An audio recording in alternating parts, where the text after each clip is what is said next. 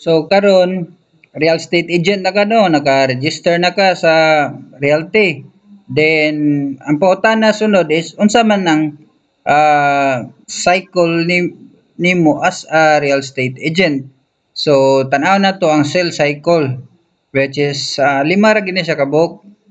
Ang prospecting, pre-approach, presentation, closing, after sales support, then balik na pod prospecting. Tuig-tuig ra gid ni siya. Pero kada usa ini niya mo take og time. Pero dili pareha ka dako sa time kung manarbaho kag 9 to 6. First, magstorya ta sa prospecting no. Let's say lang agent na ka ni. Ingat to ka sa imong silingan nga pilot. Mana kanya nga, sir, retired naman ka sir no. Kanang nya si Agaw sir nilarga man dito sa Dubai. Kanang mangutana to kung nagkahinanglan ba siya og kanang house and lot sir. Kanang ibilin lang ni nako akong calling card just in case makakontak ka niya ipatawagi lang ko or mo-email pa-emailan lang nako pa-email lang siya nako. So usa na sa mga klase sa prospecting. Pero sa prospecting dapat ang imong duolon pod is nay capacity to pay. Usa na dapat nay kwarta. Authority to buy. For example, imong duolon ng bana nya karon mainan yung storya ang asawa dayto may mo decision og palit. Then naay ay katulo is naay need. Kay kung duolon nimo ang pilot, giduol nimo ang pilot nya nanam slide akong buy.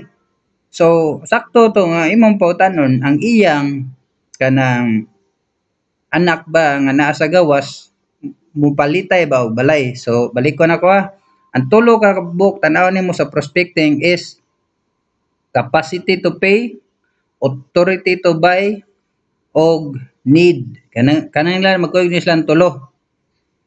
So usa sa mga prospecting nga buhaton nimo is kana ganing moduol ka og mga apartment. Kanang mga apartment ang tag-iya ana niya is investor, di ba? Ni-invest siya sa apartment. So pwede na nimo duolon, ofera na nimo condominium niya, explain na nimo unsa niya pagkakwarta sa condominium kung mopalit sa studio, yang paabangan og let's say lang 18,000 pesos per month or mopalit baron siya og one bedroom, yang paabangan og 25,000 per month. So mga tag-iya na og mga apartment usa na sa imong mga prospect buyers. Another prospects nimo is estudyante. Kana estudyante nga taga laing province ba? Nag-eskwela sa Cebu Doctors, nag-eskwela sa San Carlos, imong nanduolon ofera nimo og studio nga kondo, townhouse nga balay kay kasagaran na nila ganahan mo sila mupuyo diri for 4 years. Naingnaw lang nimo nga after 4 years ma'am, pwede ra na nimo paabangan or ang imo na pong manghod, mao na po mupuyo diri or ang imo barong igagaw. Pwede nimo paabangan po ni diri. Kamo na lang sabot-sabot. So, investors, which is katong mga apartment owners, estudyante, and next are kanang mga trabahante. Itsa lang, maadto kag IT park. Nya, kanang mga trabahante sa IT park, maka-afford man ang uban na og townhouse or condo baron. So, mao na imong duolon, ofera na nimo sila og property kay ganahan na sila nga magpuyo dool sa ilang trabahoan. So, balik ko na ko, prospecting. Capacity to pay, authority to buy, nya na ay need. Ang prospect are estudyante, businessman, o workers.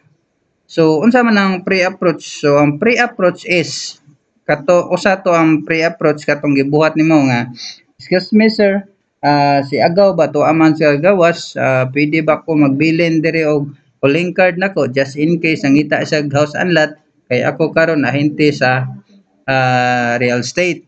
Usa na sa pre-approach. Usa pod is pre-approach is maghatag ka dito og gift baron same gihapon magpahibaw ka nga kanang nana ka sa real estate industry karon. Importante kay nga magbilin kag calling card nimo. Pero sa imong pre-approach di kay nimo dugayon taason nga kana gani maghatag na kag information sa projects kay kana imong kastorya wala na sila time maminaw nimo or kung naam gani sila time na minaw nimo dili pud na ang imong istorya mao gyud gusto nilang paliton. So listening gyapon importante kay nga maminaw kag unsa ang ilang gusto, unsa ilang gikinahanglan or unsa gikinahanglan sa ilang relative kay mao na ang imong i-offer nila. Mas mayong maminaw ka, then mo offer. So, mao to ang pre-approach. So, sa actual nga presentation, mao na to magdaka sa imong sales kit, di ba gi-mention na to ganiya sa part sa marketing, how to sell real estate, nga dapat na kay sales kit nimo ha.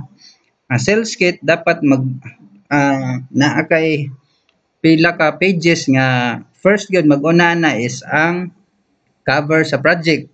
Second is location sa project or mapa. Ang mapa na yung mga indication kung asa mga amenities, hospital, simbahan, gasolinahan, bangko, eskwelahan, mga importante nga mga establishments nga along the way magian niya dito.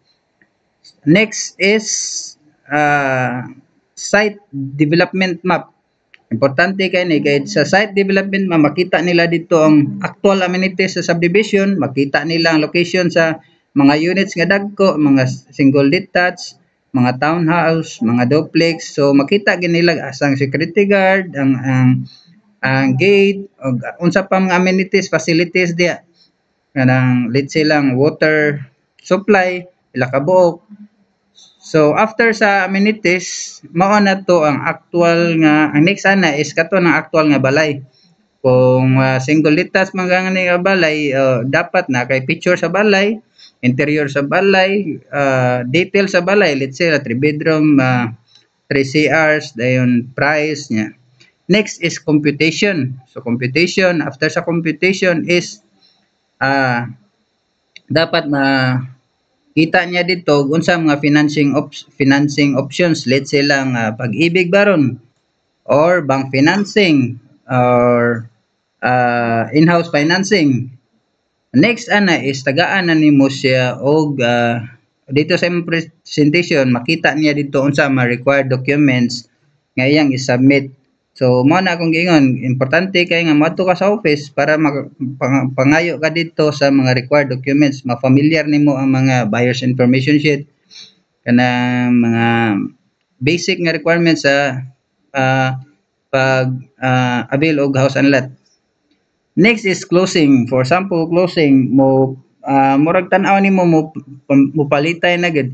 So ingnon nimo ang client nga, ma'am, after sa presentation nako ma'am, unsa man gyud imong nakita nga kanang benefit sa ini nga project or naa ba koy wa masulti nga murag nakabother sa imong hunahuna kay atong i-addressan karon. Usa pod sa closing is maingon ka, ma'am, okay ba nimo og moadto ta sa office for further information, at least makita ka unsa ka sulid ang company. Ikaw gyud ang mo initiate og paagi nga mo reserve siya. Dili nimo ina, ma'am, reserve na ta karon. Ma'am, reserve ta, ma'am. Ayo ana dayon pod. Ina lang for example kana maingon ka nga, ma'am, actually ma'am, kusog ni siya nga halin nga property. As a matter of fact, mga 30 na lang kabuk ang nabilin kay selling project ni siya. So kung naa kay time nga makaadto sa office, okay ra aton tan-aw ng updated inventory o makita nimo ang updated price list. At least kung maka-decide man gani ka, maka-reserve ka dayon, makauna ka sa uban. Kay chances ra ba ang kumadugay pod tungod kay fast selling ni siya nga project, mo increase ang price ini.